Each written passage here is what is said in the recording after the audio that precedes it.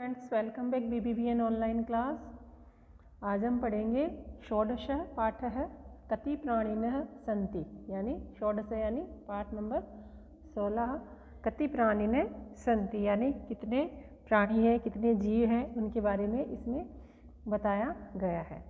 एषः एकः उद्यान अस्ति, है ना, यह एक उद्यान है। एषः यह, एकः एक, उद्यान बगीचा है, यह एक बगीचा है।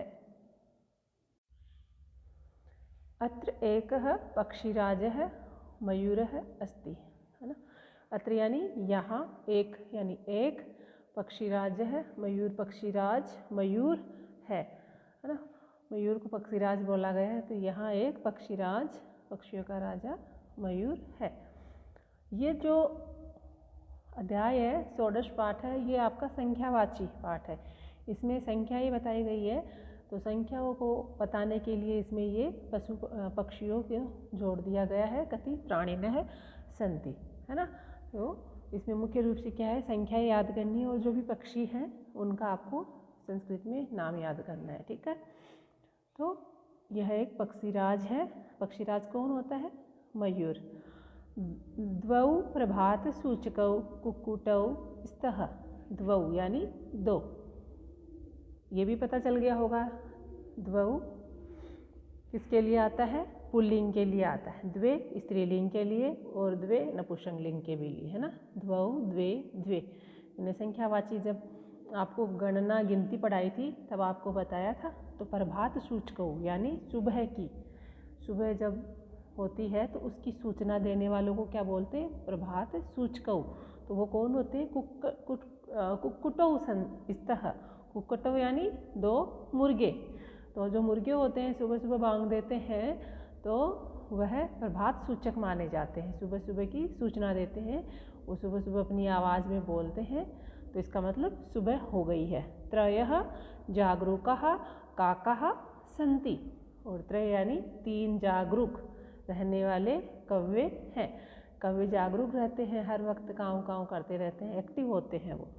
चत्वारः नीर क्षीर विवेकहीनः हंसः सन्ति, चत्वार यानी चार, नीर, नीर यानी जल, पानी, क्षीर यानी दूध, है ना, और विवेक यानी ज्ञान। दूध पानी का ज्ञान रखने वाले हंस हैं, है ना। जो हंस होता है ना, वो दूध में से पानी अलग कर देता है, उसको दूध और पानी का ज्ञान होता है ना। दूध में से पानी को वह अलग कर सकता है, इतनी उसमें कैपेसिटी होती है। तो दूध और पानी को अलग अलग करने वाले कौन होते हैं? हंसः, अनेक हंस है। पंचः पंचम स्वर गायिकाः कोकिलाः सन्ति, और पांच कौन है? पंचम स्वर में गाने वाली कोकिलाः यानी कोयले हैं। षट् ध्यानमग्नाः बकाः तिष्ठन्ति, षट् यानी छह, ध्यान मग्ना, बकह जो बगुले होते हैं वो ध्यान में मग्न होते हैं। वो अपने शिकार के लिए इतने ध्यान में मग्न होते हैं। बताया भी गया है कि जो विद्यार्थी जीवन होता है उसको बगुले की तरह है ध्यान देना चाहिए, उसका ध्यान जो होता है बगुले की तरह है होना चाहिए। तो वो ध्यान में मग्न बकाह, है ना, इसमें चित्र में दिए हुए हैं। तो बकाह यानी अनेक बगुले हैं, किसमें मग्न है? ध्यान में मग्न।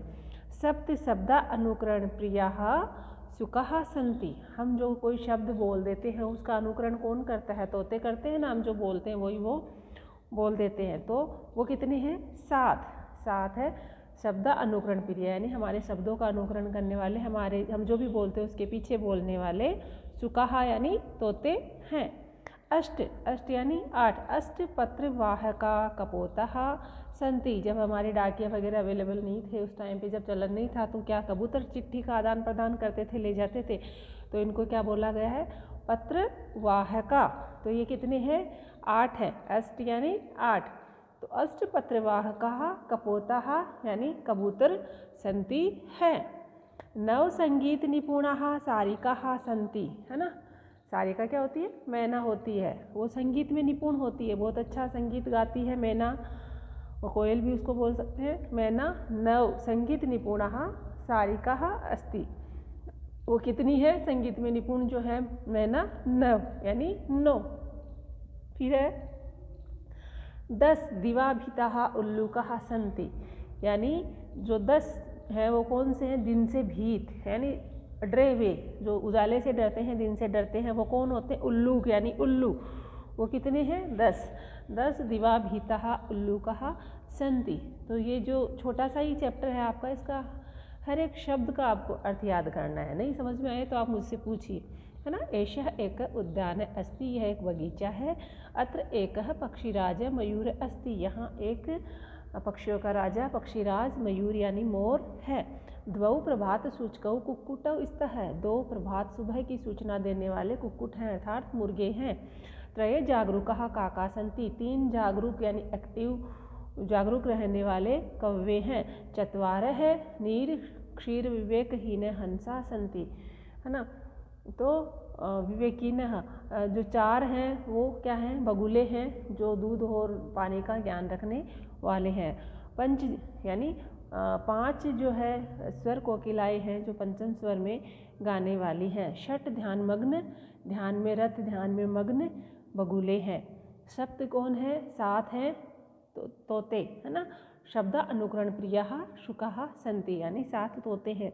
अष्ट पत्रवाहका, और 8 पत्रवाहक है। 8 अपने डाकिये के रूप में माने जाने वाले कौन है? कपोत यानी कबूतर, कपोतः। और 9 संगीत निपुणः सारिका सन्ति, 9 सारिकाएँ हैं, मैनाएँ हैं जो संगीत में निपुण हैं। 10 दिवाभिता उल्लूका, और 10 दिवाभिता यानी दिन से, दिवा दिन से डरे हुए कौन होते हैं? सूर्य से उजाले से डरे हुए उल्लूका यानी उल्लू हैं। तो कितने हैं? वह 10 है। ठीक है। इसमें व्याकरणिक तथ्य है यही कि जिन शब्दों से वस्तुओं की संख्या का बोध होता है वे शब्द संख्यावाचक शब्द कहलाते हैं। ठीक है। संख्यावाचक शब्दों के लिंग उनके विशेष्य के अनुसार चलते हैं। लिंग जो है उनके विशेष्य के, उसकी विशेषता के अनुसार उसके लिंग चलेंगे। मैंने आपको ब्लैक बोर्ड में भी समझाया था।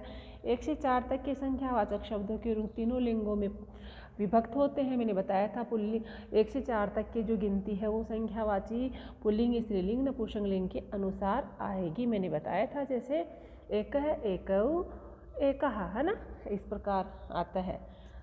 1 से 4 तक हो गई। एक शब्द हमेशा एक वचन में, 2 द्विवचन में था, 3 से आगे की संख्या बहुवचन में प्रयोग होती है, और 5 से आगे एज इट इज़ जो चलती है वैसे चलती है। इसके आगे है क्वेश्चन आंसर।